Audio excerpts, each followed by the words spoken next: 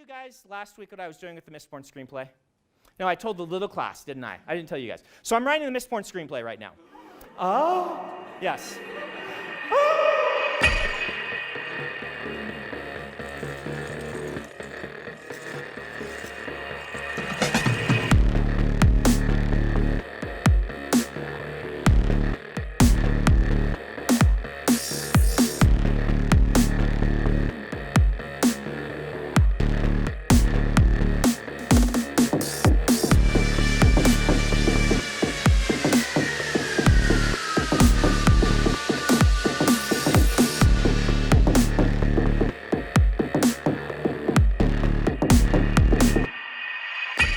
While high storms rage outside and Dalinar slumbers in his tent, he receives a vision of Nohadon, who is something of an idol to him. You see, Nohadon wrote the in-universe book, The Way of Kings, and he is said to have, quote, walked to Urithiru and back, end quote. Dalinar always thought this phrase was meant as a metaphor, but when he meets Nohadon, he learns he actually has made that trek, and Urithiru does indeed exist.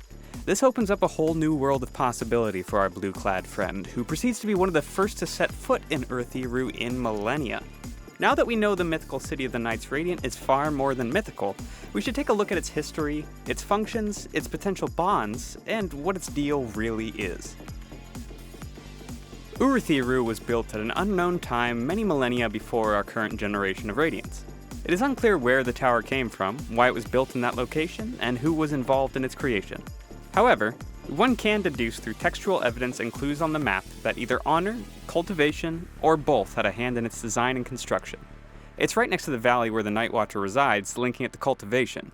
In addition to this, we hear in one of Dalinar's visions that Urithiru was said to be built closest to honor, but we don't really have any context for what that means. It is also unclear why Urithiru was built, or whether the Knights Radiant were even around when it was constructed. It did, however, become the Radiant's home city at some point, and seems to have remained so until the Day of Recreance. At some point after the final desolation, the unmade named Ray Shafir was imprisoned inside a chamber beneath the city by some unknown Lightweaver. It is unclear when she escaped her containment, but it likely happened before the Recreance. At this point, or one shortly thereafter, Urithiru was abandoned and lost to the mountains for approximately 1500 years, during which point it faded into a mere legend for most of Roshar. And then, a millennium and a half after that, our new band of Radiants stumble upon the last remaining unlocked Oathgate and rediscover the lost city of the Radiants. They immediately move to inhabit the lost city, but find it somewhat lacking. It is obvious that the city has functions that are not accessible to our protagonists, which brings us to... the logistics required to keep Urithiru functional are staggering. The tower consists of several cities stacked on top of one another, which necessitates more than double the resources of a normal city. Unless you are a windrunner, traversal of the city is difficult, as the main elevator appears non-functional. There is also evidence that the air surrounding the tower was once heated, allowing crops to grow in the harsh mountain environment surrounding the tower. Fabrials for regulating plumbing, sewage, and crop growth are all defunct. In fact, most of the fabrials that once allowed Urithiru to be a self-sustaining megacity are completely offline.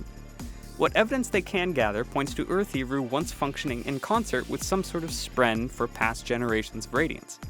The Stormfather even mentions that there is a third bondsmith spren that is slumbering. We don't know the name of this unknown spren or what the circumstances of its disappearance are, but its absence is likely the reason Urithiru is lacking so many of its normal functions. Could this be the missing element needed to get the city up and running again? What is its name? And most importantly, which of our protagonists will bond with it? Behind every strong ruler, there is said to be a strong woman. And Navani Kholin has married not one, but two powerful rulers over the course of her lifetime, which makes her double fun to study. That's not a theory, that's just stone-cold fact. Now let's take a moment to examine Navani Kholin's life, try to figure out where she's headed, and relate this all back to Urithiru. She started her political life married to Gavilar Kholin during his wars of Alethi unification. She didn't really love him, preferring his brother Dalinar. Either during this time period or slightly beforehand, Navani became a scholar, specializing in the research and development of new types of fabrials. After her husband's assassination at the hands of Seth, she focused on helping the new queen rule while Navani's son marched off to the Shattered Plains to avenge his father's death. Sometime after they all left, she made the choice to follow her son and the other High Princes to the Shattered Plains.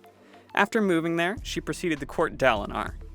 This is super not kosher in Alethi society, as Dalinar became her brother when she married Gavilar, at least in the eyes of the Alethi. But Navani don't care. Navani is her own independent woman who don't need Novorianism. She helps Dalinar record his heretical visions, realizing she can gain actual useful information from them. After the Battle of Nurok and the rediscovery of Urithiru, she marries Dalinar on the top floor of the tower, with the Stormfather presiding over. This is both the coolest wedding ever and a clue to where Navani might be headed character-wise. She was bound to Dalinar through marriage, while the Stormfather, one of the 3 bondsmiths Spren, presided over. During the course of Oathbringer, she spends most of the book researching the tower and how it works. However, even with all her research into Fabrials, she is still unable to activate many of Urithiru's functions. At the end of Oathbringer, the tower still lies dormant, but Navani continues her research in earnest, desperate for a way to unlock Urithiru's secrets and activate the tower. So at this point, my best guess would be that Urithiru is a giant spaceship that can fly and came from another planet. Oh, wait. Brandon has actually explicitly debunked this theory before. Darn. Well, looks like I'll just have to go with my second favorite Urithiru theory. Let's go ahead and re-examine some of that evidence and piece together a more concrete conclusion. We know that some non-functioning parts of the tower are set up in the same way Fabrials are. Coincidentally, Navani Kholin has demonstrated during her entire adult life an intense passion for the study of Fabrials. The Stormfather has told Dalinar in their conversations that there is a 3rd bondsmith Spren who has no current Nahel bond. Well, Navani was literally married and bound to her husband, a bondsmith, by the Stormfather himself. I would guess that Navani Kholin will bond Urithiru, which could even be the name of the Spren itself. The tower has been talked about as a living thing, and it would make sense that if it is thought of as such in the cognitive realm, it will rise from its slumber, so to speak. This will activate all of the functions of the tower that are currently non-functional and allow our new generation of Radiants an edge in the fight against Odin. Okay, that about wraps up my theory as to what's going on with Urithiru. In my next episode, I'll be taking a closer look at one of my favorite Stormlight theories, so make sure to tune in. If you have any topics you'd like to see discussed, make sure to drop a comment. I'll be sure to check it out. If you haven't started reading the books yet, what are you doing watching theory videos? Start reading those books. Go buy them. I don't know, get them delivered. Just go buy them.